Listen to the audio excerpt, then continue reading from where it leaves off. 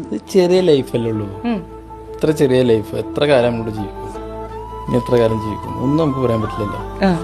ഉള്ള സമയത്ത് സന്തോഷിച്ചൂടെ? എന്തിനാ നമ്മൾ ഈ അനാവശ്യ കാര്യങ്ങളിലൊക്കെ വെറുതെ ടെൻഷൻ അടിച്ച്, മറ്റുള്ളവന്റെ കാര്യത്തിൽ ടെൻഷൻ അടിച്ച്, അവനെന്ത് കിട്ടുന്നു, അവനെന്ത് വാങ്ങുന്നു, അവനെന്ത് സംഭവിക്കുന്നു ഒക്കെ ആലോചിച്ച് അതിന് ടെൻഷൻ അടിച്ച് എല്ലാത്തിനും നമ്മൾ ടെൻഷൻ അടിക്കും.